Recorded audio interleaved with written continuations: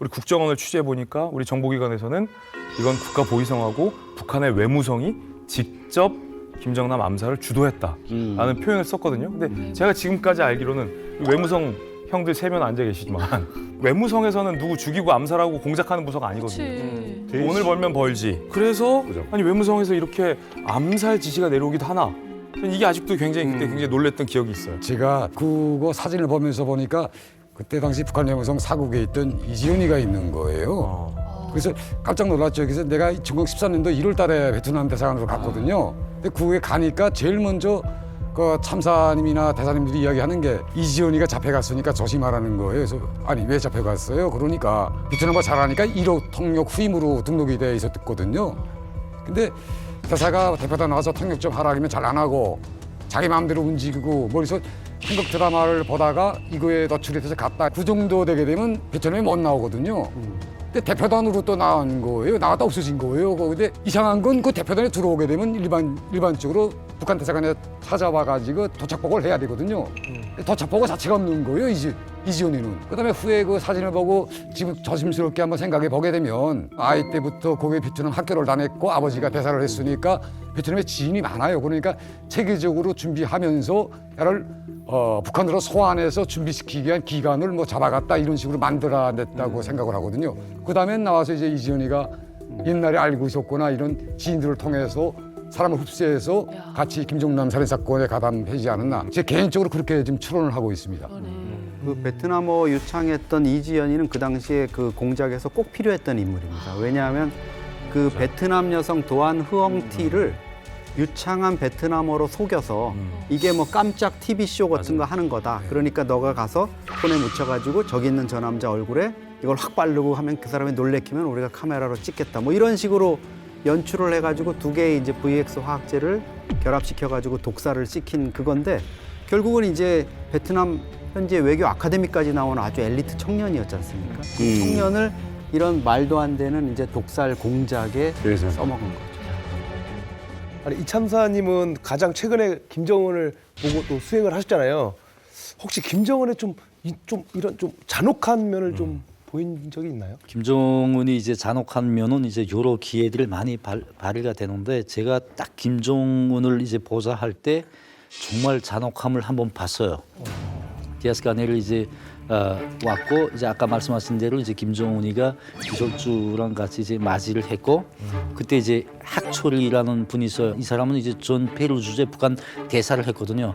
이제 북한에서 이제 스페인어 하게 되면 이제 내가 당신 2등이다라고 하면 싫어하는 사람입니다. 그렇게 스페인어를 잘하는 분이에요. 얼마나 잘하면? 오랫동안 이제 쿠바 이제 소기관 생활도 했고 이제 쿠바에서 공부도 많이 했고 정말 스페인어의 천재거든요.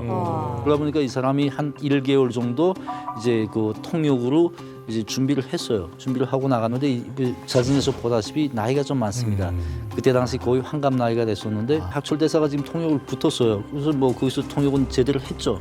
근데 이제 관례적으로 이제 레드카펫을 깔지 않습니까? 국가수반이 지나갈 때 통역이 그 레드카펫을 밟지 못하게 돼 있어요. 그러니까 나가 있잖아요. 근데 통상적으로 레드카펫을 밟고 갈 때는 얘기를 안 합니다. 근데 자꾸 얘기를 해요. 들어와서 딱 나갔다 들어왔다 나갔다는 게 이게 참 불편한 겁니다. 아무튼 그렇게 해가지고 명예유병대 사유까지 다 하고 이제 그 차가 와서 그 타고 들어갔죠. 우리는 야 그래도 비행장 행사 잘 됐구나. 그 김성남 부장이랑 내가 옆에 있었고 옆에 몇 사람 있었는데 행사가 잘 됐구나라고 하면서 들어오는데 갑자기 김성남 부장 비아폰이 울렸어요. 딱 보더니 원수님 전화 온다는 거야.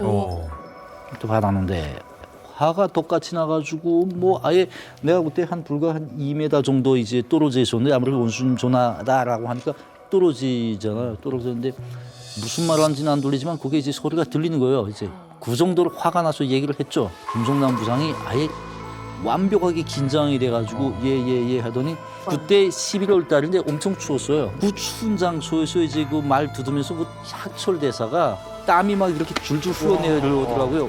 결국 이자 구분은 작살났죠. 작살나서 그때 김정은이 뭐라고 했냐면 아 저거 어디 저런 곤방진 놈자기 처음 봤다고. 아니 내가 말하는데 도중에 막 끼어든다는 거야 통역이. 원래 동시 통역이라는 건 이제 한국말을 쭉 얘기하다 거의 3분의 2쯤 얘기하면 뒤에 무슨 말 나오는지 알지 않습니까? 그렇죠. 동시통역들을 쓸 수 있게 들어가거든요, 통역을. 그게 동시통역 아니에요, 결국은? 근데 이게 싫었다는 거예요. 그러니까 자기가 말하는데 통역이 자꾸 들어오니까 말이 끊어졌다는 거예요. 야, 내가 뒤에서 무슨 말 할 줄 알고 통역이 있구나.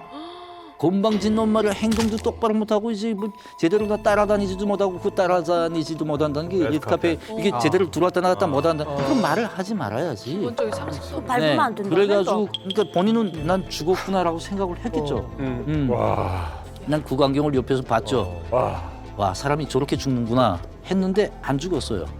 가서 한 주일 정도 이제 그 비판을 받고 비판서 쓰고 해명이 돼서 나왔죠. 사실 그게 죽을지 아니잖아요. 아, 그러니까. 네. 거 밟지 말라 그래서 그랬죠. 다행히 그때 학철 대사가 죽지 않고 나소 엠송에 다시 복직을 했죠. 근데 우리는 진짜 죽는 줄 알았거든요. 이야. 그때. 근데 사실 매뉴얼에 통역 매뉴얼에 말 다 끝난 다음에 통역을 한다는 게 없습니다.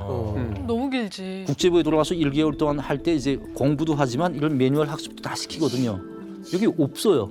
그러니까 이게 결국은 이 사람이 즉흥성에서 사람이 날아가게 됐는데 이 사람을 치사하고 보니까 이런 매뉴얼도 없고 이 사람이 딱히 잘못한 것도 없거든요. 그럼에도 불구하고 그냥 풀어주면 김정은이 너 부신 대조건이가 또 이제 허물어지는 거 실추되는 거잖아. 그러니까 이제 어떻게 하긴 해야 되겠다라고 해서 일주일간 그 비판서를 씌웠죠.